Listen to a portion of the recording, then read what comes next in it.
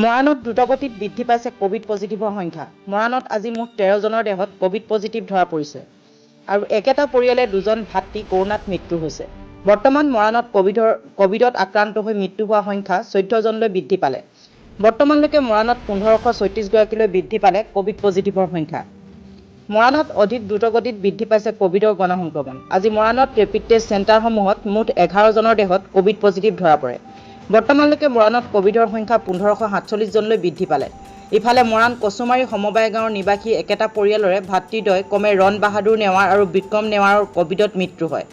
মৰাণত বৰ্তমানলৈকে কোভিডত আক্ৰান্ত হৈ মৃত্যু হোৱাৰ সংখ্যা 14 জনলৈ বৃদ্ধি পালে। আনহাতে ডিব্ৰুগড় জিলাৰ খোৱাং ব্লক প্ৰাথমিক স্বাস্থ্য কেন্দ্ৰৰ অন্তৰ্গত মৰাণ ৰেপিড টেষ্টিং চেণ্টাৰত ৰেপিড টেষ্টত 9 জনৰ দেহত কোভিড পজিটিভ ধৰা পৰে। আনহাতে চৰাইদেউ জিলা পাটচাকু প্ৰাথমিক ব্লক স্বাস্থ্য কেন্দ্ৰৰ এজনৰ দেহত কোভিড পজিটিভ ধৰা পৰে।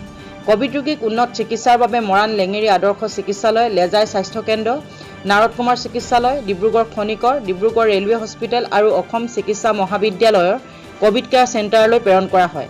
আনহাতে কিছু ৰোগীক চৰকাৰী নীতি নিৰ্দেশনা পালন কৰি ঘৰলৈ হোম আইচোলেশ্যনত পঠিওৱা হৈছে।